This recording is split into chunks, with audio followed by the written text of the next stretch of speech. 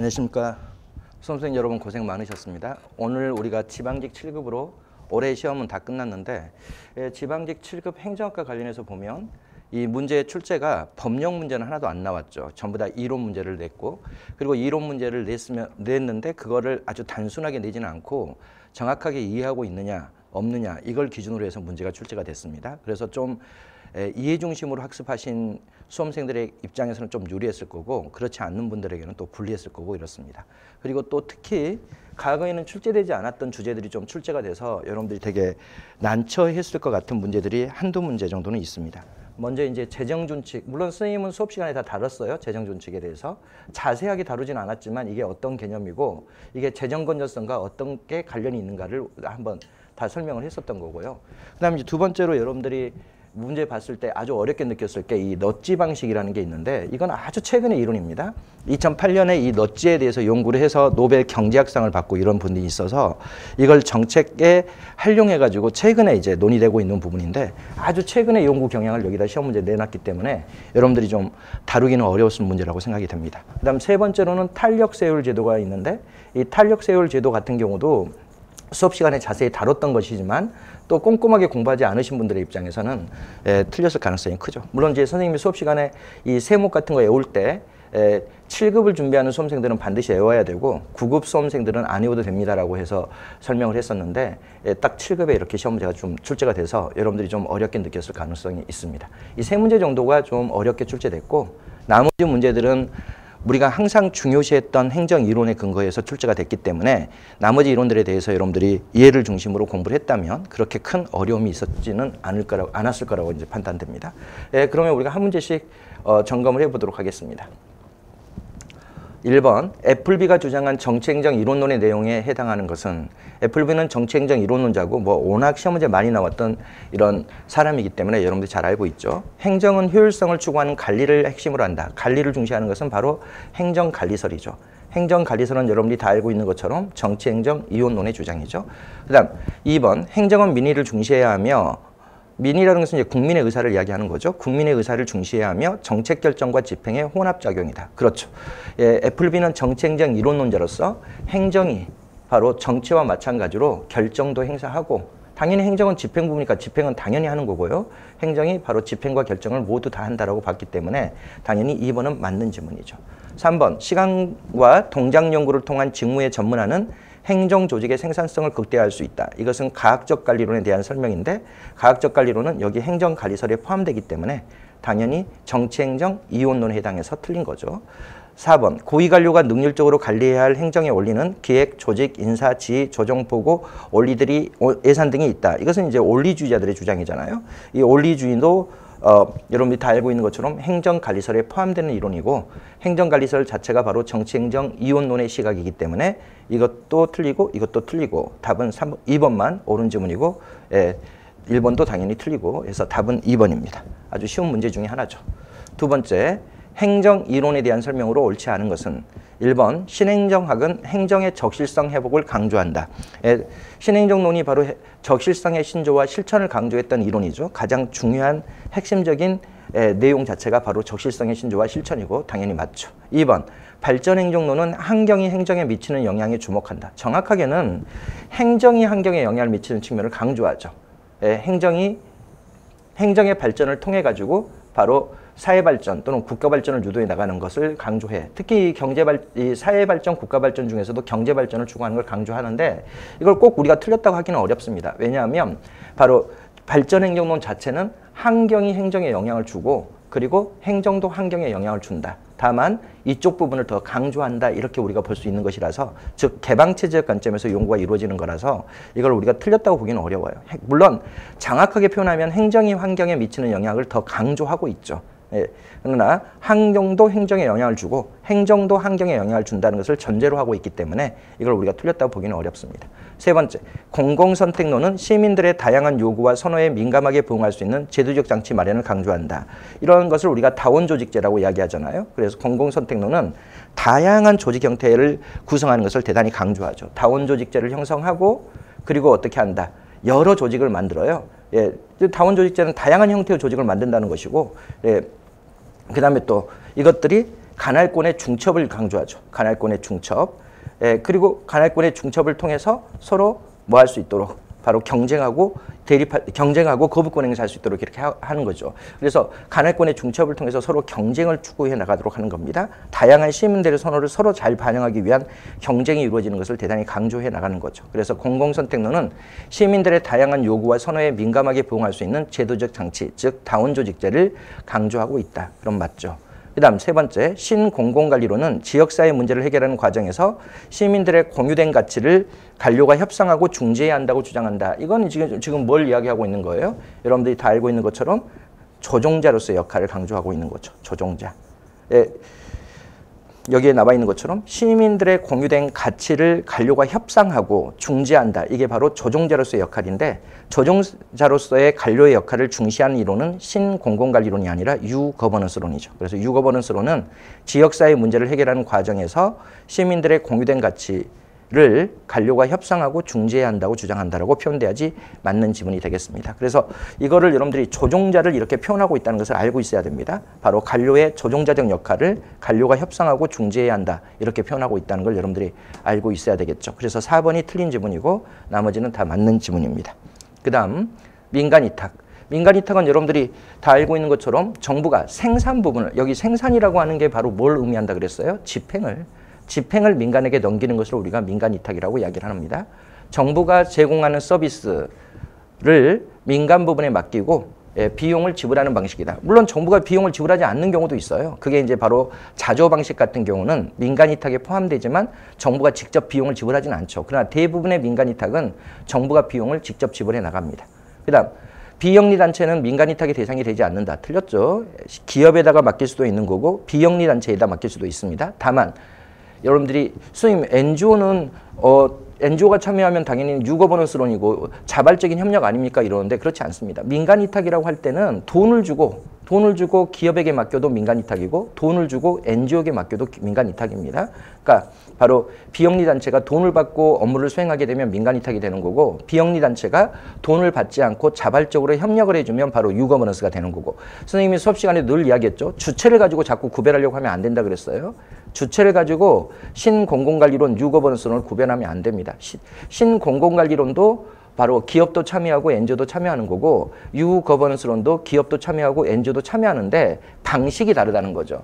신공공관리론에서는 적절한 비용을 지불하고 기업이나 NGO를 활용하는 거고 유거버넌스론에서는 기업이나 NGO가 돈을 받지 않고 자발적인 협력을 해나가는 데 초점이 있는 거지 자꾸 주체를 가지고 구별하려고 하면 여러분들이 문제에 잘 접근하기 어려워집니다. 당연히 여기는 비영리단체도 민간 부분에 해당하기 때문에 당연히 민간이탁의 대상이 되는 거죠. 틀렸죠. 그 다음 정부의 직접 공급에 비해 고용과 인건비의 유연성 확보가 용이하다. 그렇죠. 계약관계이기 때문에 굳이 정부가 특정 서비스에 대해서 그 서비스를 직접 공급하지 않기 때문에 노동력을 직접 고용할 필요가 없어지는 거죠. 그냥 이 민간 기업의 노동자들을 그냥 활용하는 것이기 때문에 정부 입장에서는 이 업무를 직접 수행하지 않는다는 점에서 노동력을 별도로 확보할 필요가 전혀 없어지는 거예요. 그러니까 정부의 직접 공급에 비해서는 고용의 유연성이 확보되는 거고 그렇게 하면 또 인건비도 줄어들 수가 있는 거죠. 일이 있을 때는 인건비를 쓰고 이렇게 민간 기업과 계약을 통해서 인건비를 사용하고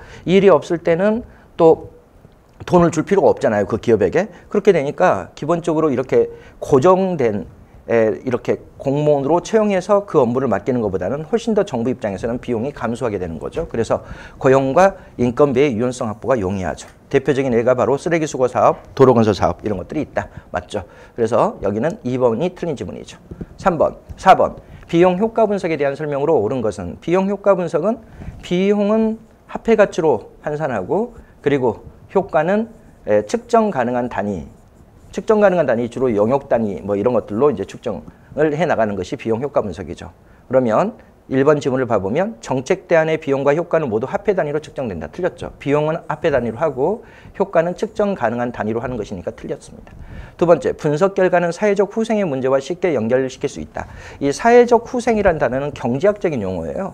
그리고 이것은 당연히 뭐와 관련돼 있어요? 시장 가치에 입각한 시장 가치 또는 시장 가격에 입각한 개념이 바로 사회후생 개념입니다. 근데 여기는 모든 것을 화폐 가치로 환산하지 않아요. 그러니까 기본적으로 효과 자체가 화폐 가치로나 또는 시장 가격으로 환산되어 있지 않기 때문에 사회적 후생 문제와 쉽게 연결시키기가 어렵습니다. 이거는 비용 편익 분석이 이루어져. 비용 편익 분석은 비용도 화폐 가치로, 그 다음에 편익도 화폐 가치로 하기 때문에 이렇게 개인의 총이익. 여러분들이 사회적 후생이라는 단어의 의미는 바로 뭐냐면 경제적 총편익, 총이익을 이야기하는 거예요. 그러니까 시장 가격에 입각한 경제적 총이익을 이야기하는 거예요. 사회의 총이익.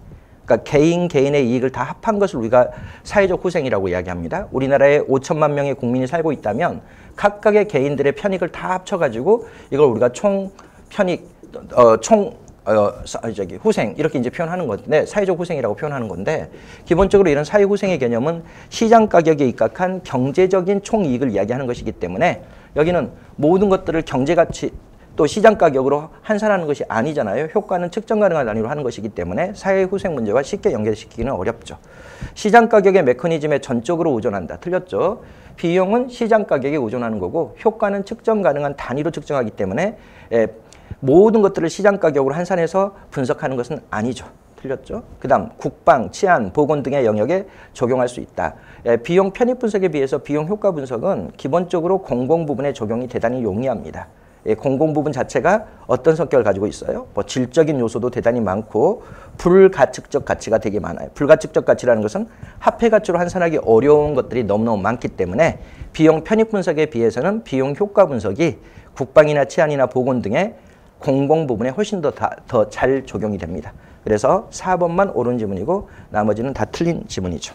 그 다음 5번 예산의 분류 방법. 이건 뭐 워낙 쉬운 거죠. 기능별 분류는 무슨 일을 하는데 국가가 돈을 쓰느냐, 이 무슨 일에 초점이 있는 거고, 조직별 분류는 누가 돈을 얼마나 쓰느냐, 여기에 초점이 있는 거고, 그 다음에 경제 성질별 분류는 국민 경제에 어떠한 영향을 미치느냐, 바로 국민 경제에 미치는 효과, 이거를 기준으로 하는 거고, 그 다음에 이제 시민을 위한 분류라는 것은 기능별 분류로 우리가 시민을 위한 분류라고 이야기를 하는 겁니다. 그럼 기능별 분류니까 이게 똑같은 말이니까 여기에 들어가겠죠. 그렇죠? 그래서 1번만 옳은 지문이죠. 무슨 일을 하는데 돈을 쓰느냐, 이렇게 기능별 분류고, 이거는 무엇을 구입하는데 얼마를 쓰느냐, 이것은 구입 물품을 중심으로 하는 거잖아요. 이건 품목별 분류고, 그 다음에 누가 얼마를 쓰느냐, 이게 조직별 분류고, 그 다음에 국민경제에 미치는 총체적 효과가 어떠한가, 이것은 경제성질별 분류고. 그래서 1번만 옳은 지문이고 나머지는 다 틀린 지문이 되겠습니다. 6번 정책 결정 모형 중 점증 모형에 대한 설명으로 옳지 않은 것은 정책 대안을 모두 분석하기보다는 한정된 정책 대안에 주목한다. 그렇죠. 점증 모형은 인간의 제한된 합리성을 가정하고 있기 때문에 모든 대안을 다 폭넓게 분석하지는 못하고 한정된 분석이 이루어지는 거죠. 맞죠? 시행착오를 반복하면서도 문제를 해결하는 특성이 있다. 그렇죠. 이게 분할적 점증주의, 우리가 공부를 해보면 단순 점증주의, 분할적 점증주의, 그 다음에 전략적 점증주의 이렇게 돼 있는데 특히 이번 문제는 전략적 점증주의와 관련돼 있는 거예요. 어떻게 한다 그랬어요? 내가 알고 있는 범위 내에서 선택해요. 내가 노량진에 왔는데 공단기하고 해커스라는 학원을 알고 있다. 그러면 이 중에서 내가 하나를 선택하고 공단기를 선택했다 봅시다. 그리고 내가 공단기를 다는 과정에서 방문각이라는 학원을 알게 됐다.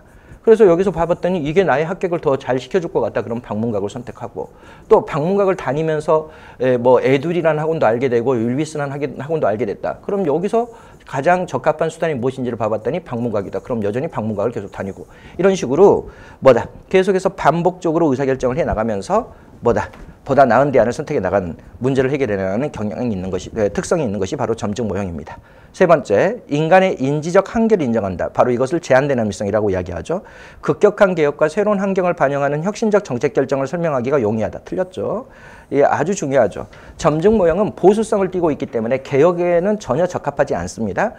보수성의 특징을 가지고 있다는 점에서 급격한 개혁을 추구하기 어렵고, 그 다음에 선생님이 늘 이야기했죠. 바로 뭐다? 환경 변화에 대응하기가 곤란하다 그랬어요. 합리 모형은 환경 변화에 대한 대응 능력이 대단히 뛰어난 거고, 점증 모형은 환경 변화에 대한 대응 능력은 떨어지고 불확실성에 대한 대응 능력이 뛰어나다라고 이야기를 했죠. 그래서 이걸 반드시 구별해서 문제를 풀어야 된다 그랬어요. 불확실성에 대한 거하고 그 다음에 환경 변화에 대한 거하고 이걸 구별해야죠. 그러면 여기는 당연히 환경 변화와 관련돼 있는 거잖아요. 그래서 새로운 환경을 반영하는 혁신적 정책 결정을 설명하기가 곤란하죠. 4번 정책 결정에서 집단 참여의 합의 과정이 중시되고, 그렇죠. 대화, 토론, 합의를 중시하고 목표와 수단이 탄력적으로 상호 조정된다. 그렇죠. 수단에 의해서 목표가 변화되기도 한다. 이렇게 우리가 공부를 하잖아요. 예, 당연히 이것은 맞는 지문이고. 그래서 6번의 답은 3번만 틀린 지문이고 나머지는 맞는 지문입니다. 7번. 정부 예산 편성에 대한 설명으로 옳지 않은 것은 국가재정 운용 계획은 여러분들이 다 알고 있는 것처럼 5년짜리의 국가의 전략적 계획을 이야기하는 거죠. 그래서 여기 표현되어 있는 것처럼 중장기적 국가 비전, 5년 단위의 계획이니까 이렇죠. 그 다음에 정책의 우선순위를 고려한 계획, 그렇죠. 그래서 이 국가재정 운용 계획에 명시되어 있는 금액을 보면 우리나라가 어떤 정책에 대해서 우선순위가 있는지를 파악할 수가 있도록 되어 있는 거죠. 얘를 계획으로, 그 다음에 단년도 예산 편성의 기본 틀이 된다. 그렇죠? 우리나라는 국가재정 운용 계획에 근거해서 1년 단위의 예산이 편성되기 때문에 단년도 예산 편성의 기본 틀이 되는 거죠. 두 번째, 기획재정부는 예산 편성 시 사전에 지출 한도를 설정하고 각 중앙부서의 그 한도 내에서 예산을 자율적으로 편성한다. 이게 바로 뭐예요? 총액 배분 자율 편성이죠. 지출 한도를 중앙 당국에서 제시해 주는 것은 바로 총액 배분인 거고, 그리고 그 총액 배분 한도 내에서, 즉 지출 한도 범위 내에서 각 중앙관서가 자유롭게 예산을 편성해 오는 것은 자율 편성이고, 그래서 총액 배분 자율 편성 예산 제도를 이렇게 문장으로 풀어놓은 거죠. 맞죠? 세 번째, 기획재정부는 예비 타당성 조사를 실시하여 정치 경제적 이해관계가 배제될 수 있도록 예산 배분의 타당성을 검토한다. 일단은 예비 타당성 조사는 두 가지로 이루어져 있어요. 하나는 경제성 분석이 있는 거고, 여기는 이제 비용 편익 분석이죠. 그래서 여러분들이 다 알고 있는 것처럼 비용 편익비, 그 다음에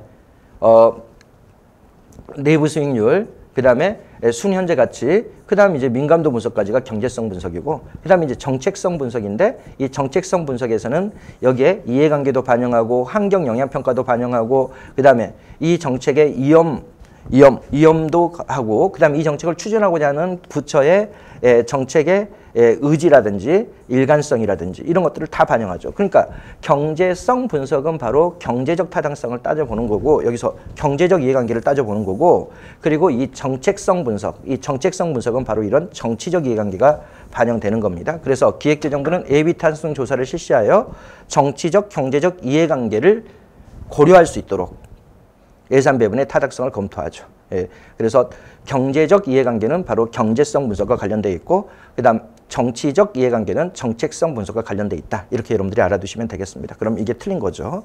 4번, 각 중앙관서의 장은 완성에 2년 이상이 소요되는 사업으로서 대통령령으로 정하는 대규모 사업에 대하여는 그 사업 규모, 총 사업비 및 사업 기간을 정하여 미리 기획재무장관과 협의해야 한다. 이건 바로 총사업비 관리 제도를 이야기하는 거죠. 그래서 총사업비 관리 제도의 법조문들을 그대로 옮겨놓은 겁니다. 그러면 여기서는 3번만 틀린 지문이고 나머지는 다 맞는 지문이죠. 8번, 현대 조직이론에 대한 설명으로 옳은 것은 조직군 생태로는 단일 조직을 기본 분석 단위로 하며, 틀렸죠. 여기 이론부터 다 나와 있잖아요. 개별 조직을 분석 단위로 하느냐, 조직군을 연구 대상으로 하느냐, 이것의 차이가 있는 건데, 조직군 생태학은 단일 조직을 중심으로 연구하는 게 아니라 조직군을 중심으로 연구하는 거죠. 그래서 조직군을 기본 분석 단위로 하며 환경에 대한 조직 적합도에 초점을 둔다. 그렇죠. 여기는 조직군 생태학은 환경 결정론적 시각이기 때문에 환경에 맞게 조직 구조가 설계돼야 돼요. 그래서 환경에 대한 조직의 적합도에 초점을 두고 있는 거죠. 예. 그래서 1번은 저기 틀렸죠. 단일 조직이라고 써져 있으니까. 2번, 거래비용 이론은 자원의존 이론의 한 방법으로, 당연히 틀렸죠. 거래비용 이론은 환경 결정론적 시각이고, 그리고 여기에 전혀 다르게 자원의존 이론은 환경 형성론적 입장이기 때문에 절대로 거래비용 이론이 자원의존 이론의 하나의 접근 방법이라고 볼 수는 없습니다. 당연히 이게 틀린 거고, 그 다음에 조직 간 거래비용보다는 조직 내 거래비용에 더 많은 관심을 둔다. 틀렸죠. 조직 간 거래비용을 대단히 중시하죠. 이거는 다 뭘 가지고 이야기하는 거예요? 바로 우리 조직과 다른 조직 간의 거래 관계에서 발생하는 비용, 이거 이제 우리가 거래 비용이라고 이야기를 하는 거고, 여기에 초점을 두고 있는 거지 조직 내부의 거래 비용에 초점을 두고 있는 것은 아닙니다. 그러니까 뒷부분도 틀린 거죠. 세 번째, 상황론적 조직 이론은 독립 변수를 한정하고, 이 독립 변수가 다 뭐겠어요? 상황 변수죠. 상황 변수. 상황 변수를 이들이 딱 정해놨죠. 규모, 기술, 환경, 그 다음에 뭐 여기에 또 몇 가지 추가가 될 수 있어요. 전략도 추가될 수 있고 역사도 추가될 수 있고, 그렇지만 대부분 이 세 가지를 중심으로 논의가 이루어지죠. 그래서 기본적으로 상황론적 조직 이론은 독립 변수를 한정하고 있는 겁니다. 하나, 둘, 셋, 넷, 5개 이 정도로 한정하고 있는 거죠. 그 다음에 상황적 조건을 유형화하여, 그렇죠? 이것도 유형화하죠. 규모가 큰 경우, 규모가 작은 경우, 또 기술과 관련해서는 일상적인 기술인 경우, 비일상적 기술인 경우, 환경과 관련해서는 불확실한 환경인 경우, 확실한 환경인 경우 이런 식으로 상황적 조건을 딱 유형화해 놓고 있는 거죠. 그리고 중범위라는 제한적 수준 내에서 일반성과 규칙성을 발견하려고 한다. 그렇죠. 중범위 이론을 추구해 나가는 겁니다. 그러니까 전 세계에 존재하는 모든 조직들이 규모가 크지는 않죠. 그러니까 지금 현재 사회에서도 규모가 큰 조직이 있을 거고 규모가 작은 조직이 있을 거고 이렇게 나눠진단 말이죠. 그러니까 규모가 큰 조직은 복잡성은 높이고 공식성은 높이고 직권성은 낮춰야 되고, 그 다음에 규모가 작은 조직은 반대로 복잡성은 낮추고 공식성과 직권성은 높이고 이렇게 해야 된다고 하는 것은 이건 모든 조직이 아니죠. 모든 조직도 아니고 하나의 조직도 아닙니다. 하나의 조직도 아니고 뭐야? 규모가 큰 조직들. 그러니까 모든 조직을 가지고 연구하면 이게 우리가 보편적 이론이라 그래요. 그 다음에 하나의 이론을 가지고 이야기하면 우리가 개별 사례적 연구라고 이야기해요. 이건 개별 사례적 연구고 이걸 우리가 일반 이론이라고 이야기하는데, 일반 이론과 개별 사례의 중간 단계를 설정해서 연구하는 거예요. 중간 단계. 그래서 모든 조직도 아니고 그리고 하나의 조직도 아닌 규모가 큰 조직들, 또 모든 조직도 아니고 하나의 조직도 아닌 규모가 작은 조직들, 이렇게 모든 조직도 아니고 개별 조직도 아닌 중간 범위를 설정해서 연구하는 것을 우리가 중범위 연구라고 이야기하는데, 당연히 여기는 중범위 연구에 입각해 있는 거죠. 이것은 뭐 선생님 책 교재에 그냥 그대로 그 지문들을 그대로 베껴놓듯이 이렇게 문제를 출제한 겁니다. 물론 이제 선생님도 다른 연구 논문들을 반영해서 써놓은 것이지만 아예 토시 하나도 안 고치고 그대로 이렇게 출제가 돼 있는 지문이죠. 3번은 옳은 지문이죠. 그 다음에 4번 대리인이론에 따르면 정보의 비대칭성이죠. 주인 대리인론에서 기본 가정을 두고 있는 게 정보의 비대칭성이고, 그 다음에 자산의 특정성이죠. 자산의 특정성이라는 것은 기본적으로 독점 체제가 됐을 때 자산의 특정성이에요. 독점 체제가 됐을 때. 그러니까 반드시 특정 당사자하고만 거래해야 되는 관계를 우리가 자산 특정성이라 그럽니다. 만일 우리나라에 건설회사가 딱 하나밖에 없는데 여기 삼성전자가 여기 이 건설회사하고 계약을 하게 된다. 그러면 반드시 이쪽 당사자하고만 거래해야 되잖아요. 이렇게 돼 있으면 자산 특정성이 높은 거고요. 그렇지 않고 안정경쟁 시장처럼 건설회사가 수백 개 있다. 그러면 이건 우리가 자산 특정성이 낮다라고 이야기하는 거예요. 그런데 만일 우리 독점 체제여서 대리인을 선정할 때 딱 이거 하나만 있다면은 삼성전자가 건물을 건설할 때 반드시 이 건설회사하고만 계약을 해야 되는 관계라면 이 건설회사가 독점 체제를 가지고 있기 때문에 독점의 행포를 부리게 되는 거예요. 그래서 뭐가 많이 발생해요? 대리 손실이 크게 발생하게 되는 겁니다. 그래서 대리인론에 따르면 정보의 비대칭성과 자산 특정성은 특정 당사자하고만 거래해야 되는 관계를 자산 특정성이라고 그러고, 여러분들은 자산 특정성이 고도로 높은, 가장 높은 상태가 독점 상태라고 생각하시면 됩니다. 이 합리적 선택을 제한하며, 그렇죠. 틀렸죠. 정보의 비대칭성과 자산 특정성이 합리적 선택을 제약하며 주인 대리인 관계는 조직 내에서 나타나지 않는다. 틀렸습니다.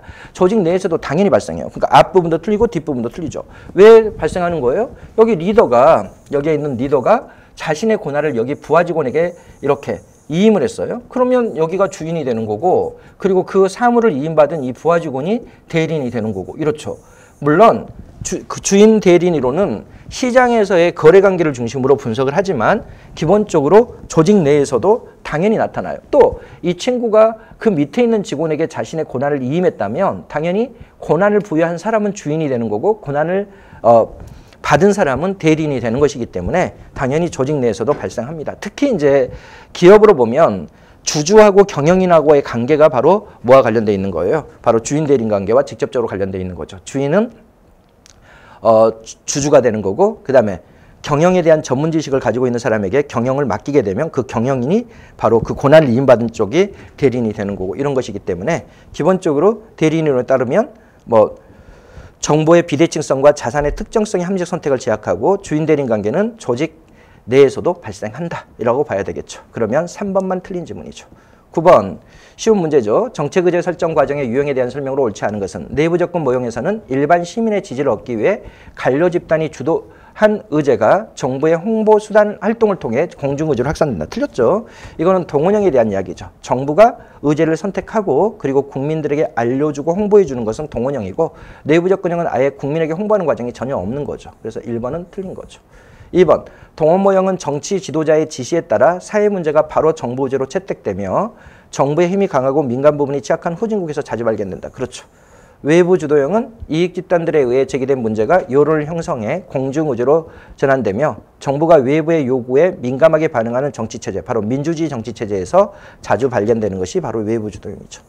공고화 모형에서는 이미 강범위한 일반 대중의 지지가 있는 경우에 정부는 동원 노력보다는 이미 존재하는 지지를 그대로 공고화해 의제를 설정한다. 공고화형은 국민의 지지가 높은 의제에 대해서 정부가 주도적으로 정책 의제를 설정해 나가는 것이라서 이런 표현이 정확하게 맞죠. 이미 강범위한 일반 대중의 지지가 있는 경우, 즉 국민의 지지가 높은 의제에 대해서 정부는 동원 노력보다는 이미 존재하는 지지를 그대로 공고화해서 의제를 설정해 나갑니다. 예, 맞는 말이죠. 그래서 1번만 틀린 지문이죠.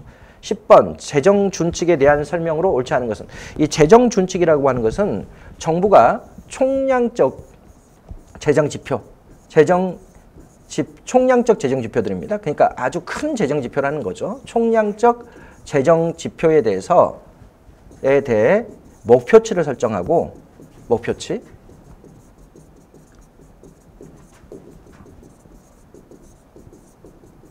법적 구속력을 가하는 것을 이야기해요. 법적 구속력.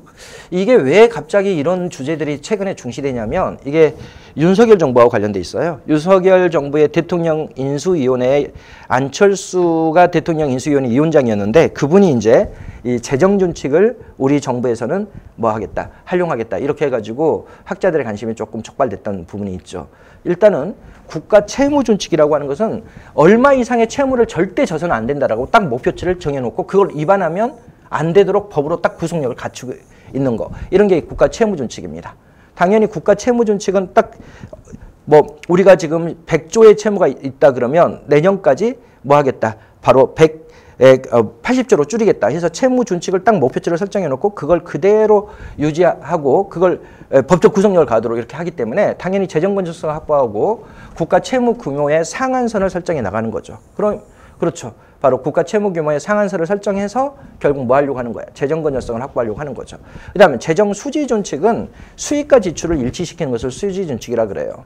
올해 국가가 세금을 500조 걷었다면 반드시 지출도 500조로만 써야 한다. 이게 이제 바로 재정 수지 준칙이죠. 수익과 지출을 딱 정확하게 일치되도록 이렇게 하도록 법적 구속력을 갖춰놓은 것을 우리가 재정 수지 준칙이라 그러는데 여기는 경기 변동과 무관하게 설정되죠. 왜 그러겠어요? 여러분들이 경기가 불황이 되잖아요.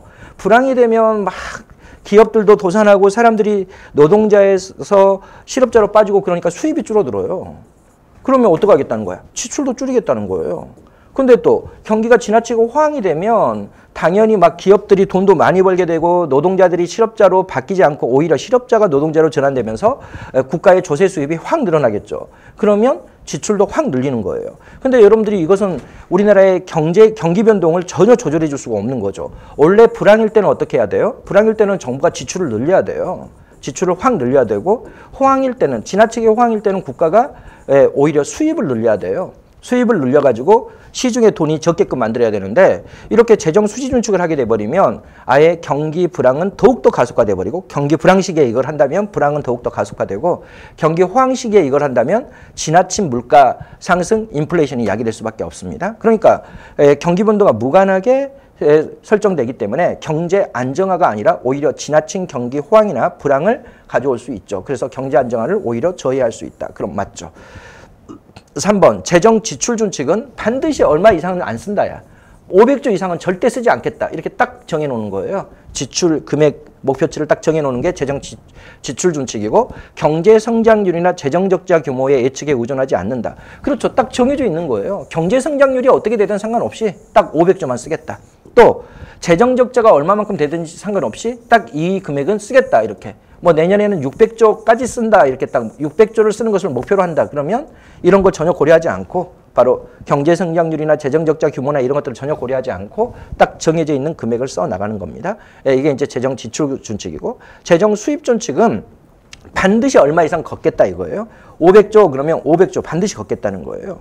딱 정해놓고 이걸 그대로 걷도록 이렇게 돼 있는 거죠. 조세 지출을 우회적으로 활용함으로써 틀렸죠.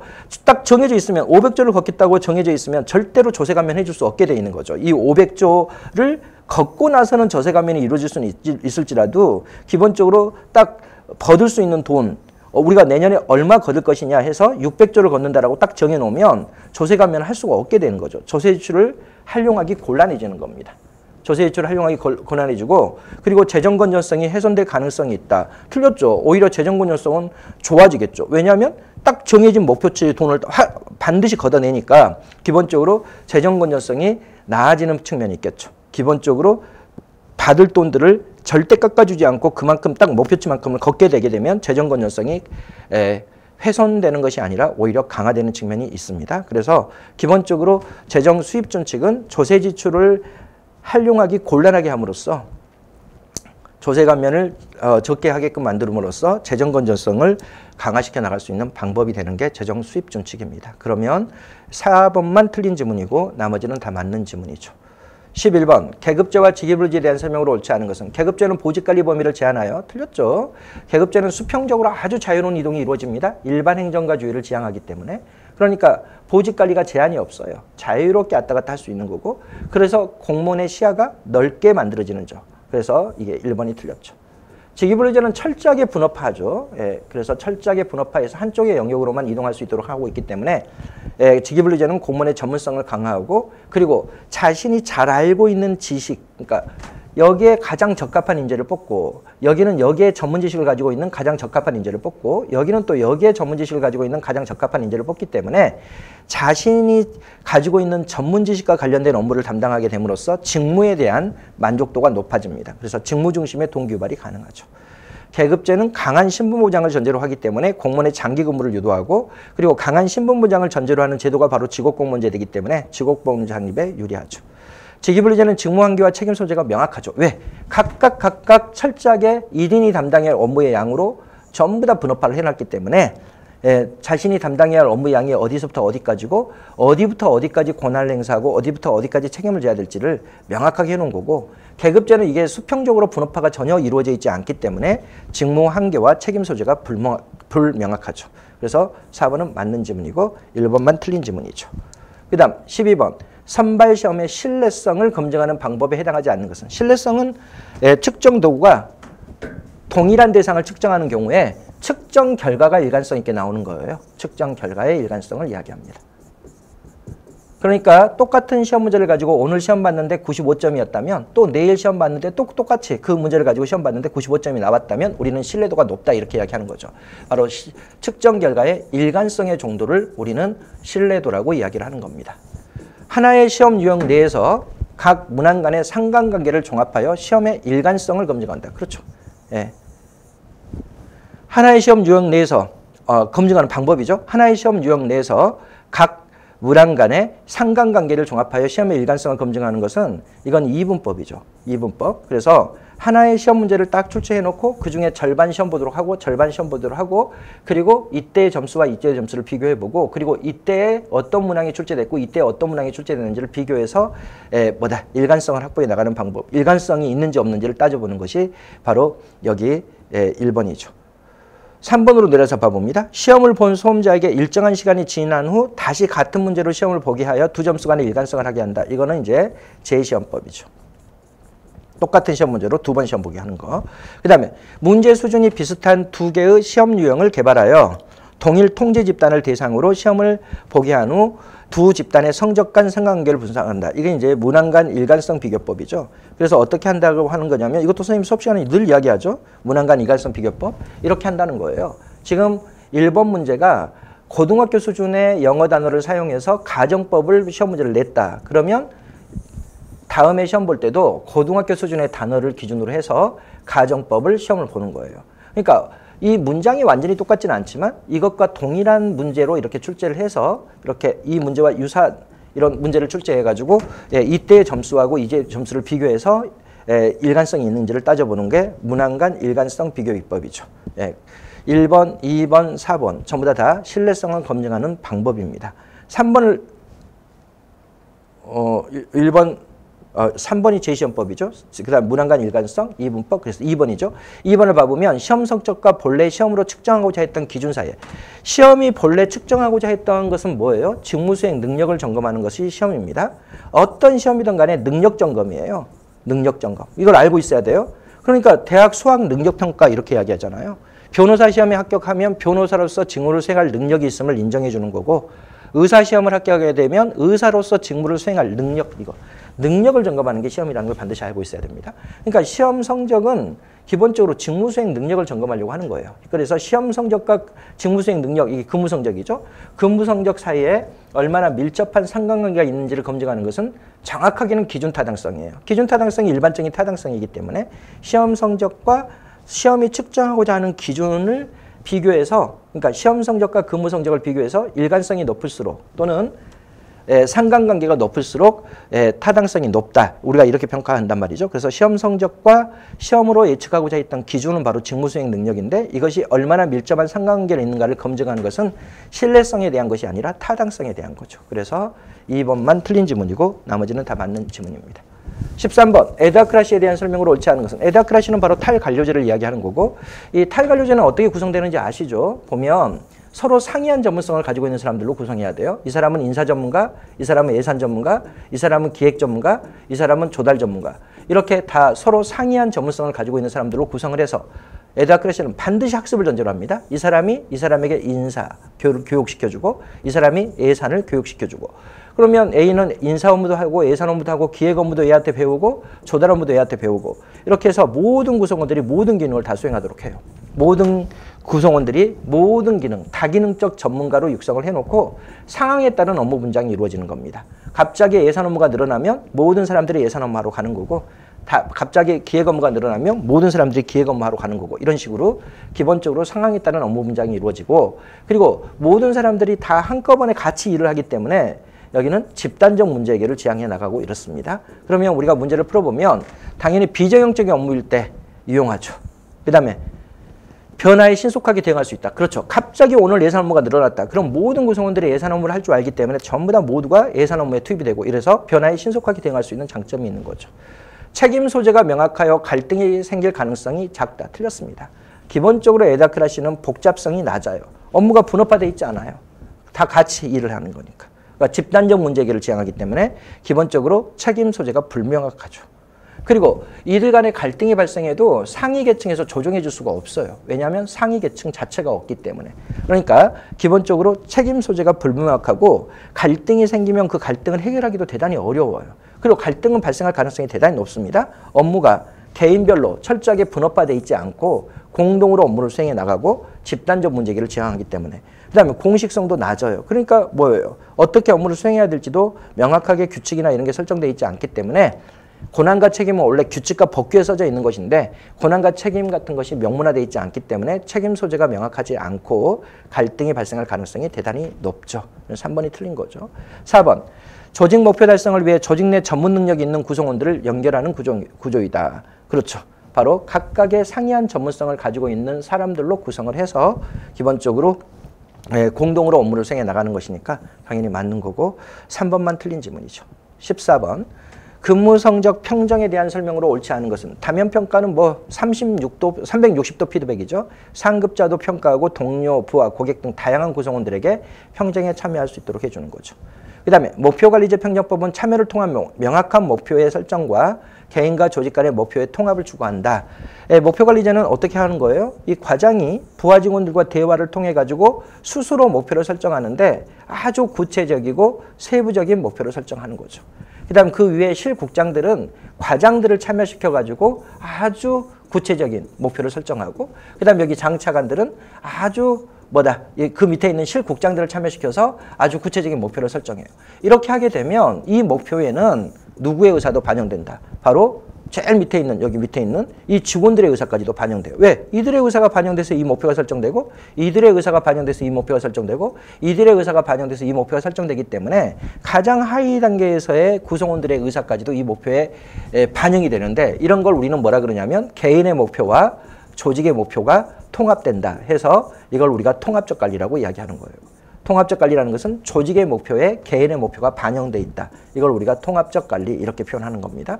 그래서 기본적으로 목표관리제 평정법은 참여를 통한 명확한 목표 설정, 아주 구체적이고 세부적인 목표 설정이 이루어지고 그 다음에 개인과 조직 간의 목표의 통합이 추구된다. 그렇죠.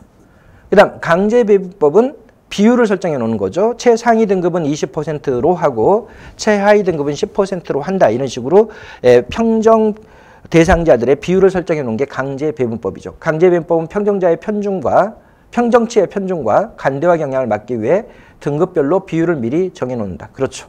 그래서 최상위 등급은 몇 %, 최하위 등급은 몇 % 이렇게 정해 놓는 거죠. 이것들은 전부 다 관대화 경향이나 엄격화 경향이나 집중화 경향을 방지하기 위한 수단이 되는 거죠. 4번 도표시 평형 척도법은 근무 성적을 객관적 사실에 기초하여 평가함으로 틀렸죠. 이렇게 객관적 사실에 기초해서 평가하는 것을 우리가 뭐라 그래요? 사실기록법이라고 이야기하죠. 이 사실기록법은 또 여기 안에 여러 가지가 있잖아요. 하나가 바로 뭐가 있습니까? 산출량 기록법이 있죠. 이런 건 공장지대에서나 활용할 수가 있어요. A라는 노동자는 500개를 생산했는데 B라는 노동자는 200개를 생산했다. 그럼 A는 수를 주고 그 다음에 200개를 생산한 노동자는 밀을 주고 이런 식으로 산출량의 기준에서 평가를 한다든지 주기적 검사법이라는 것도 있습니다. 딱 기간을 정해가지고 생산량을 보는 거야. 이건 능력을 주로 평가하죠. 딱 5시간 줄게 최대한 만들어봐. 그랬더니 어떤 노동자는 3개 만들었다. 그리고 어떤 노동자는 1개 만들었다. 그러면 3개 만든 노동자는 수를 주고 1개 만든 노동자는 밀을 주고 이런 겁니다. 또 근태기록법, 근무 태만을 기록하는 겁니다. 조퇴 횟수, 지각 횟수를 기록해서 거기에 따라 평정한다든지 또는 가감점수법, 긍정적인 행태가 나타나면 가점을 주고 부정적인 행태가 나타나면 감점을 준다든지 이런 것들은 사실기록법들인데 이 사실기록법이 바로 객관적인 사실에 기초하여 평가하고 이러면 평정자의 주관적 편견이 개입 가능성이 적어지는 거죠. 그러나 여기는 도표시 평형척도법이라고 나왔기 때문에 당연히 틀려요. 도표시 평형척도법은 등급 부여에서 주관성이 나타나고 평정 요소를 선정하거나 평정 요소의 가중치를 부여할 때 다 주관적이기 때문에 이건 맞지 않는 말이 되는 거고 사실기록법이라고 표현돼야지 맞는 지문이 되겠습니다. 15번 행정 책임 확보 방안 중 내부 통제에 해당하는 것은 내부 통제는 행정부 내부에서 통제하는 것을 내부 통제라 그러고 행정부 밖에서 통제하는 것을 우리가 외부 통제라 그러죠. 당연히 시민단체는 행정부 밖에 있으니까 외부 통제고 국회도 행정부 밖에 있으니까 외부 통제고 그 다음에 언론도 행정부 밖에 있으니까 외부 통제고 그리고 여기는 중앙부처의 예산 편성과 집행에 대한 기획재정부 기획재정부는 행정부 내부에 있는 부서이고 이 기획재정부 내부의 관리활동은 당연히 내부 통제고 답은 4번이죠. 네. 16번 럿지의 특성으로 옳은 것만을 모두 고르면 이 럿지라는 것은 사실 행정학이나 정치학 책에 지금 나오지도 않는 겁니다. 실제로 이게 노벨 경제학상을 받게 되면서 이것을 정책에 활용하고 연구하고자 하는 경향인지 나타나고 있는데 이게 도대체 뭐냐? 럿지는 뭐 팔꿈치로 조금씩 찔뻑찔뻑 건드린다 이런 뜻이에요. 그러니까 이게 뭐냐면 바로 럿지라는 게 유인해 나가는 것을 이야기하는 거예요. 유인 정책이라고 보시면 돼요. 도대체 이게 뭡니까? 이러면 이런 겁니다. 팔꿈치로 조금 찔뻑찔뻑 건드려가지고 그 사람이 어떤 방향으로 행동하게 만든다 이건데 지금 가장 대표적인 게 이거예요. 지금 미국이라는 나라에서 여기 엘리베이터가 있고요. 그 다음에 이게 계단이 있고 그러는데 사람들이 워낙 미국 나라들은 비만이 많잖아요. 그러니까 비만 인구가 많으니까 엘리베이터를 타는 것보다는 사람들의 건강을 위해서 이 계단을 걷게 하고 싶어. 그러면 강제적으로 이 엘리베이터를 타면 처벌한다 이게 아니라 여긴 유인이에요. 그냥 찔뻑찔뻑 건드려주는 정도입니다. 어떻게 하냐면 여기에 계단을 오를 때마다 음악이 들리도록 피아노 건반 소리가 나도록 이렇게 만든 거예요. 그럼 사람들은 기본적으로 엘리베이터를 안 탑니다. 오히려 이걸 많이 걷는 거예요. 재밌잖아요. 이거 한 발 걸으면 또 도가 나오고 그냥 또 한 발 걸으면 미가 나오고 또 한 발 걸으면 소리 나오고 이런 식으로 이렇게 재밌게 이렇게 만들어 놨더니 사람들이 어떻게 하더라는 거야. 이런 엘리베이터를 타지 않고 여기 이 계단을 타고 올라가더라는 거예요. 그럼 이거는 지금 강제적인 수단을 동원하고 있는 거예요? 아니에요. 강제적인 수단이 전혀 아니에요. 그냥 팔꿈치로 조금 건드려 놓으면 어떻게 한다. 사람들이 거기에 따라서 행동한다는 건데 이게 이제 바로 럿지, 즉 팔꿈치로 찔뻑찔뻑 건드르다 뭐 이런 뜻인데 이걸 정책에 반영한 거라고 이야기하는 겁니다. 그런데 이 방식을 봐보면요. 럿지 방식으로 정책을 설계하는 것은 선택 설계라고 한다. 그렇습니다. 왜? 이거는요. 우리가 이렇게 표현하거든요. 자유주의적 간섭주의라고 이야기해요. 자유주의적 간섭주의. 그럼 지금 봐보세요. 여기다가 건반 피아노 음악이 나오도록 이렇게 설계한 것은 정부가 간섭한 거야. 야, 니네 좀 걸어 다녀라. 이거 간섭하고 있는 건데 강제하지는 않습니다. 너가 선택해 대신. 네가 아름다운 음악을 들으면서 걸어갈래? 그냥 아주 답답한 엘리베이터에 타고 올라갈래? 네가 선택해라 이렇게 하고 있는 것이기 때문에 런치 방식으로 정책을 설계하는 것을 우리가 선택 설계라고 이야기합니다. 너 선택을 하게끔 해줘. 여기 자유주의에 깎여 있어요. 이 단어가 제일 핵심입니다. 런치 방식은 간섭을 하되 개인에게 선택권을 준다는 거예요. 예, 이게 이제 자유주의적 간섭주의입니다. 두 번째로 정책 대상 집단의 행동에 개입하지만 개입하죠? 간섭주의니까. 그러나 개인의 자유로운 선택을 허용한다. 네, 이 두 개가 가장 핵심이에요. 그리고 이 단어가 제일 중요한 단어입니다. 럿지 방식에서는 간섭을 하되 개인의 선택을 보장해 주는 거죠. 그 다음에 럿지는 디폴트 옵션 설정 방식처럼 사람들의 인지적 편향을 전략적으로 활용하는 정책 수단이다. 이건 또 뭐냐. 기본적으로 이 럿지 방식은요, 두 가지의 가정을 두고 이루어지는 거야. 첫째 뭐다? 첫째, 인간의 제한된 합리성을 가정합니다. 제한된 합리성. 그 다음 두 번째로 보면, 두 번째로는 이거 자유주의적 간섭주의에 기반을 두고 있어요. 그리고 여러분들이 지금 뭐 저런 단어가 나오니까 또 짜증이 확 나죠. 도대체 뭐 디폴트 옵션은 또 뭡니까 이러면, 디폴트라는 것은 여러분들이 다 알고 있는 것처럼 기본값을 우리가 디폴트라 그러잖아요. 기본값. 기본값의 설정. 이것과 관련되어 있는 게 이제 디폴트 옵션 설정 방식인데, 지금 미국 같은 경우에 이 넛지 방식과 관련된 가장 대표적인 게 뭐냐면 연금제도예요. 연금. 이 연금을요, 어떻게 만들어 놨냐면, 이게 옵트인 방식이 있고요. 이게 디폴트 값입니다. 옵트인 방식. 또 옵트아웃 방식. 이것도 디폴트 값이야. 그러니까 원래의 디폴트 값을 여기에다 설정해 놨다가 이렇게 아웃 방식으로 이렇게 바꿨어요. 그럼 이게 도대체 뭡니까 이러면, 이거는 이런 식이에요. 가입을 하려면요, 연금에 가입하려면 반드시 문서를 제공하도록, 문서를 제시하도록, 그러니까 가입 문서를 쓰도록 하는 거예요. 가입 문서를 이렇게 제출하도록 합니다. 그럼 사람들이 너무 귀찮아요. 이 가입 문서 작성하기가, 연금을 들어야 되는데, 이거 문서 작성하고 이게 너무 불편한데? 근데요, 이렇게 바꿔버려요. 디폴트 값을. 어떻게 하냐면, 오히려 모든 구성원들은 가입이에요. 가입돼 있는 거고요. 탈퇴하고자 하는 사람만 뭐 하는 거예요? 바로 탈퇴 문서를 제출하도록 하는 거예요. 탈퇴 문서. 그러면 기본적으로 뭐가 달라진 거예요? 디폴트 옵션이 달라진 거죠. 원래는 어떻게 한 거예요? 모든 구성원들은 미가입을 전제로 하고 가입하고자 하는 사람만 가입 문서를 내도록 하는 것이 옵트인 방식인데, 이럴 때는 한 40% 연금 가입이 이루어졌는데, 이제 반대로 모든 노동자는 다 가입을 전제로 하고, 그리고 탈퇴하고자 싶어 하는 사람만 탈퇴 문서를 내도록 했더니 이게 한 80% 올라가 버려요. 가입 비율이. 지금 이런 것들을 뭐라 그러냐면 디폴트 옵션 설정 방식. 바로 디폴트 옵션 설정을 변경한 거죠. 이거 변경. 이렇게 변경만 해도 사람들은 이게 귀찮아가지고, 바로 이 탈퇴 문서 내는 게 귀찮아가지고 잘 안 내게 된다는 거예요. 그러니까 이런 것들이 바로 뭐야? 어깨로, 팔꿈치로 조금 찔뻑찔뻑 해가지고 국가가 원하는 방향으로 사람들을 행동하게 한다, 이런 겁니다. 그래서 이런 것들은 기본적으로 사람들의 인지적 편향은 제한된 합리성 같은 걸 이야기하는 거예요. 다 활용해 나가는 거예요. 그래서 사람들이 기본적으로 어떤 편향을 가지고 있는지를 보고 거기에 따라서 사람들을 어떤 방향으로 유인할 것이냐를 전제로 해서 논의가 되는 것이 바로 럿지에 의한 정책 설계입니다. 그래서 이것도 맞는 말이에요. 바로 디폴트 설정 방식을 변경해서 하는데, 이게 사람들의 어떠한 경향성을 파악해가지고 사람들이 이렇게 행동하는 경향성이 있단 말이죠. 여기 봐보세요. 이렇게 설정했을 때 나타나는 인간의 경향성과 이렇게 설정했을 때 나타나는 인간의 경향성. 사람들은 문서 내는 걸 되게 싫어하고 귀찮아하고 불편해하는 경향성을 가지고 있잖아요. 그걸 전략적으로 활용하고 있는 거예요. 그래서 인간의 인지적 경향성 같은 것을 파악해서 그걸 활용하는 정책 수단이 바로 럿지다. 보통은 어떻게 행동하는지를 보는 거죠. 문서 내는 것을 너무너무 사람들은 귀찮아하고 불편해하고 이렇게 하니까 그걸 활용해가지고 정책에 반영을 해서 그들의 의도하는 대로 이렇게 퇴직연금 가입비율을 높이고 이러는 것이 바로 이제 이 디귿번에 표현되어 있는 거죠. 그래서 기역번, 니은번, 디귿번 모두 다 옳은 지문입니다. 17번. 스키너의 강화 이론은 인간의 내면적 과정에 초점을 맞추며, 가정 이론이죠. 행동의 결과보다는 원인을 더 강조한다. 이것도 뭐 선생님 문제집에 여러 번 풀어봤죠. 수십 번 풀어봤던 문제인데, 강화가 바로 결과를 이야기하는 거예요. 긍정적 행태가 나타나면 뭐하고? 보상을 주고, 이게 강화 요인이거든요.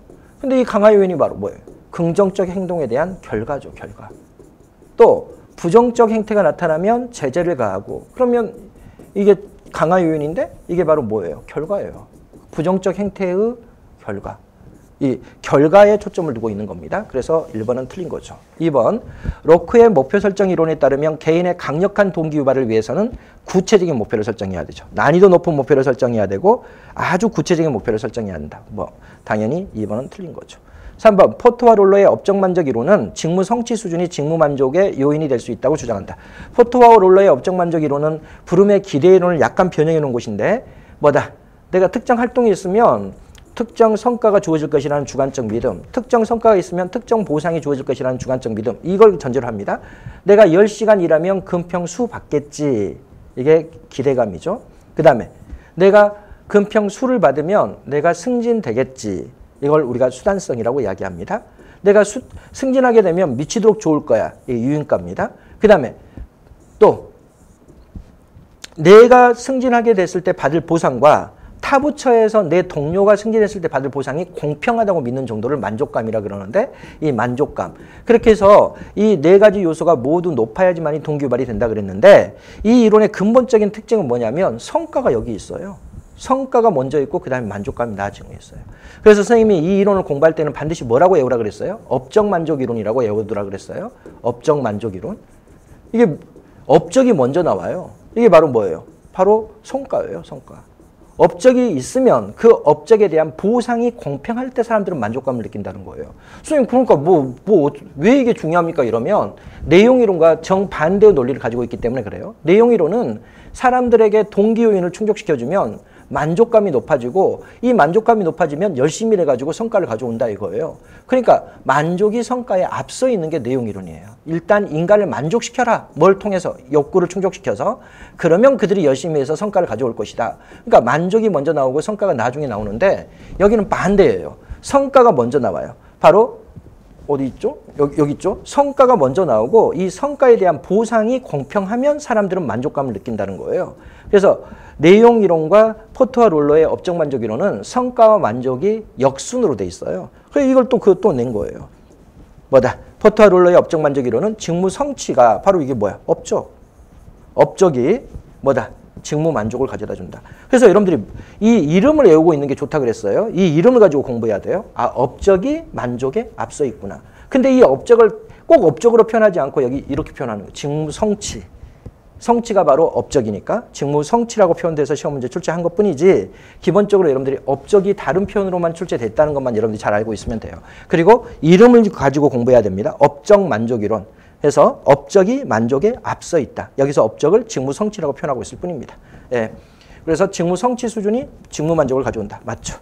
공공봉사 동기 이론은 공공 부분의 종사자와 민간 부분의 종사자의 가치 체제는 다르다라고 보죠. 그래서 공무원이 되고자 하는 사람들은 주로 이타심이라든지 충성심이라든지 애국심 이런 것들을 가지고 이런 것들 때문에 동기 유발이 되지만 민간 부분의 종사자들은 주로 보수라든지 작업 환경 때문에 동기 유발이 된다고 보는 이론이 공공봉사 동기 이론이죠. 그래서 공공부가 민간 부분의 종사자들의 가치 체계는 크게 다르고 그리고 개인이 공공부분에 근무하면서 공공봉사 동기를 처음으로 행동하므로 그렇지 않습니다.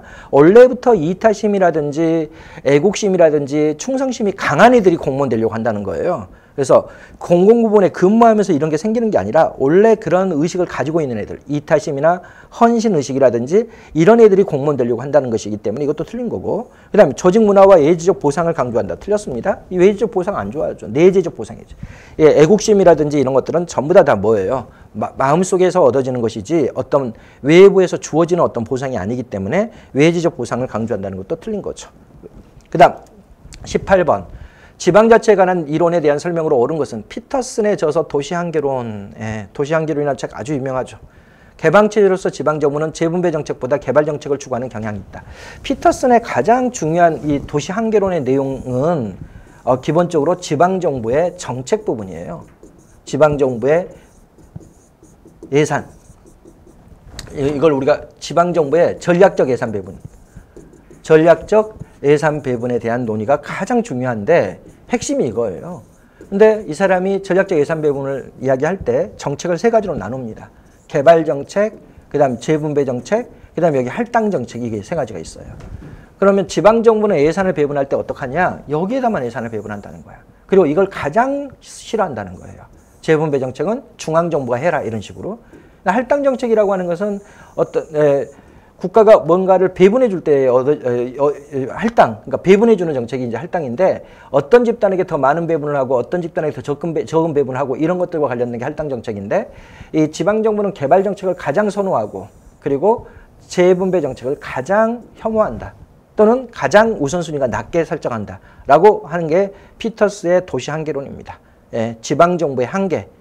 지방정부는 이런 것에 대해서 신경 쓰지 않는다. 이게 이제 지방정부의 한계예요. 그래서 지방정부는 재분배 정책보다 개발 정책을 추구하는 경향이 있다. 맞죠. 라이트의 정부 간 관계를 분쟁형, 창조형, 교환형으로 분류하고 틀렸죠. 라이트, 이것은 뭐 워낙 뭐 유명한 이론이니까 여러분 다 알죠. 바로 뭐야? 포괄형도 있고, 그 다음에 분리형이 있고, 그 다음에 중첩형 이렇게 세 가지로 구분하죠. 연방정부와 주정부 간의 사회적 문화적 측면의 동태적 관계를 틀렸죠. 이건 그냥 정태적이야. 그냥 그림으로 그려놓죠. 이렇게 연방정부가 있고 여기 안에 주정부가 있다. 그러니까 이것들의 상호작용, 동태적인 상호작용은 전혀 분석 못하고 그 다음 여기 연방정부가 있고 주정부는 이렇게 분리되어 있다. 이게 분리형이고 이런 식으로 정태적 관계만을 기술해 나가는 거지 동태적 관계를 분석해 나가지 않습니다. 앞뒤가 다 틀린 거죠. 로즈의 정부 간 관계로는 지방정부가 조직자원과 재정자원 측면에서 틀렸죠. 이것도. 이 사람은 이렇게 이야기하죠. 중앙정부는 법을 제정할 수 있는 권한이 있어서 법적 자원이 있고 중앙정부는 예산 편성권이 있기 때문에 재정자원에 대해서 지방정부보다 위에 있고 지방정부는 주민과 가장 가까운 데에 뭘 두고 있다. 조직을 두고 있어요. 동사무소 이거 다 지방정부 거거든요. 그래서 조직 자원을 갖추고 있고 그리고 지방정부의 공무원들은 주민과 직접 대면한다는 점에서 주민의 정보를 많이 가지고 있다는 거예요. 그래서 중앙정부는 법적 자원과 재정적 자원에서 지방정부는 조직 자원과 정보 자원에서 서로 위에 있어요. 서로 위에 있는 과정에서 이걸 교환해 나가는 과정에서 뭐가 이루어진다. 상호 의존이 이루어진다. 이렇게 봤던 게 로즈의 정부 간 관계론이죠. 그래서 지방정부가 조직자원 이건 맞습니다. 이게 틀린 거죠. 재정자원 측면에서 위에 있다. 그건 틀린 거죠. 그 다음 TV의 발해에 의한 투표는 뭐 워낙 시험 문제 많이 나온 이론이니까 그냥 보겠습니다. 주민의 자유로운 이동성을 전제로 하고 그 다음에 공공서비스 제공에서 외부 효과가 없다는 걸 전제로 하죠. 외부 효과.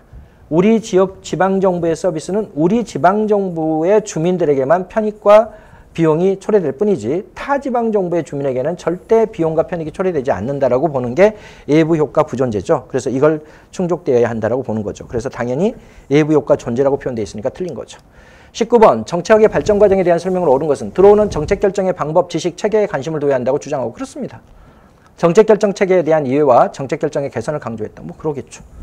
정책 의제 설정 이론은 정책 의제의 해결 방안 탐색을 강조하며 정책 의제의 해결 방안은 정책 의제 설정에서 이루어지는 게 아닙니다. 우리가 정책 과정을 봐보면 제일 먼저 정책 의제 설정이 있고 그 다음에 정책 결정이 있고 이러는데 이 정책 결정 과정에 문제의 정의, 목표의 설정, 대안의 탐색 개발, 대안의 결과 예측, 그 다음에 최적 대안의 선정. 이 대안 선정은 여기 정책 결정 과정에서 이루어지는 거지 정책 의제 설정 과정에서 이루어지는 게 아니죠. 그래서 정책 의제 설정 이론은 정책 의제 해결 방안을 탐색하는 건 여기야. 대안의 탐색 개발 여기 있죠.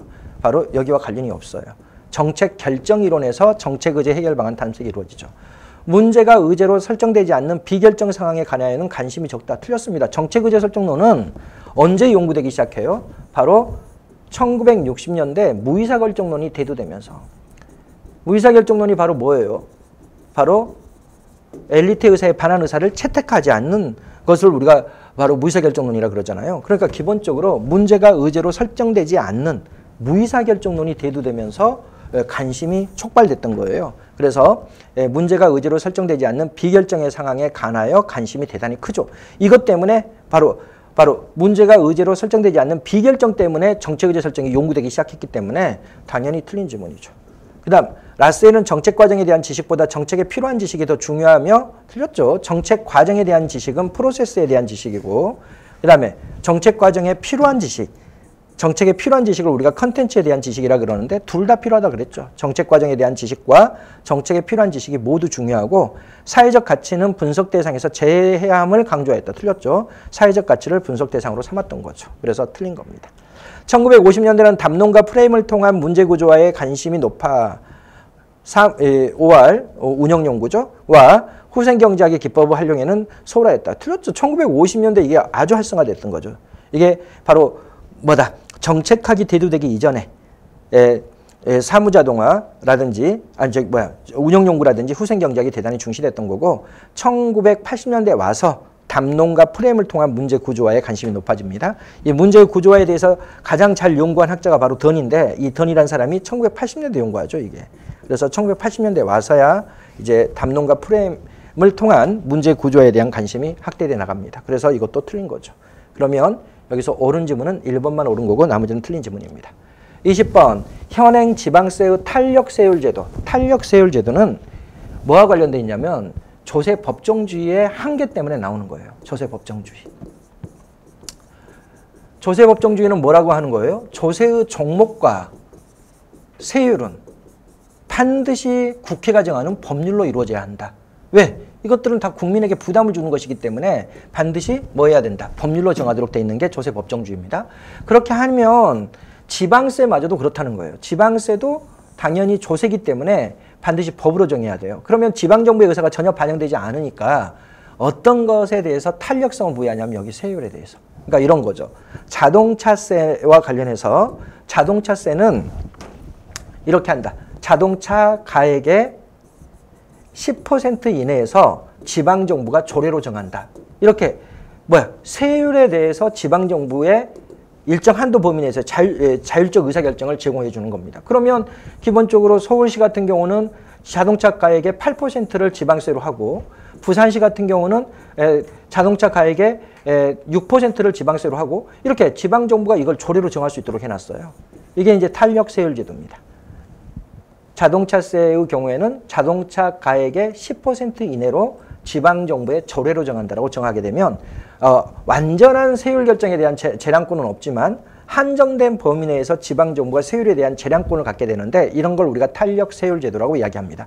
그러면 기억본 봐보겠습니다. 지방세 일부 세목의 세율에 대해 일정 범위 내에서 지방자치단체가 자율적으로 결정할 수 있다. 그렇죠. 그 다음 탄력세율제도가 적용되지 않는 것은 선생님이 뭐라고 이야기했냐면 소비세와 관련돼 있으면 탄력세율과 관련이 없다라고 선생님 여러 번 이야기했죠. 그러니까 이 탄력세율제도가 적용되는 지방세를 외우지 말고 탄력세율제도가 적용되지 않는 지방세를 여러분들이 외워두시라고 했어요. 그 소비세와 관련돼 있는 게 바로 뭐예요? 지방소비세는 탄력세율제도가 적용되지 않아요. 그 다음에 레저세도 레저를 소비하는 거거든요. 그러니까 레저세도 안 돼요. 그 다음에 이 두 개만 있는데 또 뭐가 있냐면 조례로 정하도록 돼 있는 게 있고요. 세율을 조례로 정하도록 해야지 지방정부 의사가 반영되잖아요. 그냥 대통령령으로 정하도록 하게 돼 있는 거 있어요. 그러니까 이거는 지방정부의 탄력세율과 전혀 상관이 없어요. 대통령령은 정부가 정하는 거니까 중앙정부가 정하니까 여기와 관련된 게 바로 뭐가 있어요? 담배소비세가 있어요. 그러니까 이건 탄력세율제도가 적용 안 되는 거예요. 그 다음에 또 자동차세가 아니라 자동차 주행과 관련되어 있는 것은 뭐예요? 소비죠. 주행.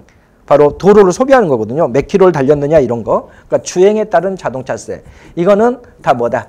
실제 적용이 안 되는 거야. 소비와 관련돼 있으면 다 적용 안 된다고 보면 돼요. 지방소비세, 담배소비세, 그 다음에 레저세는 레저를 소비하는 거고 그 다음에 주행에 대한 자동차세는 도로를 소비하는 거고 이런 겁니다. 그러면 여기서 우리가 문제를 풀어보면 니은번 레저세나 지방소비세는 탄력세율제도가 적용되지 않는다. 맞죠? 조례로 담배소비세, 주행분 자동차세에 대한 표준세율의 50%를 가감하는 방식과 같이 일정 비율을 가감하는 방식이 주로 활용된다. 이게 조례가 아닙니다. 항상 소비가 나오면 뭐다? 지방정부 의사 반영 안 합니다. 소비는 원래 소비세는 다 중앙정부의 세금이거든요. 그러니까 뭐 지방소비세든 레저세든 지방정부에 줬다 하더라도 중앙정부가 결정하도록 돼 있어요. 여기도 마찬가지죠. 담배소비세도. 그래서 조례로 이렇게 돼 있는 게 틀렸죠. 이건 대통령령으로 이렇게 돼 있어요. 대통령령으로. 그래서 이거 수업 시간에 선생님이 강조했습니다. 7급 수험생들은 반드시 암기를 해놓고 9급 수험생들은 안 해도 된다라고 선생님이 여러 번 강조했던 것들에 대한 것이니까 여러분들이 맞출 수 있었어야 될 것인데 저간 이걸 준비 안 한 사람들은 틀렸겠죠. 그러면 여기는 기억번하고 니은번만 맞는 거고 나머지는 디귿번은 틀린 지문이고 이렇습니다. 문제 자체가 뭐 약간 까다롭게 나온 문제들이 꽤 있고 그리고 특이한 게 법령에 대한 문제는 하나도 나오지 않았습니다. 뭐 아주 세부적인 법령을 물어보거나 이런 문제는 없어요. 이론적인 것들을 중심으로 해서 약간 난이도 있게 출제한 것이라고 보시면 되겠습니다. 여러분들이 틀린 문제들은 반드시 점검해 나가시고 오늘 시험 끝났으니까 여러분 또 좀 푹 쉬시고 그렇게 하시기 바랍니다. 네, 지금까지 이명훈이었습니다.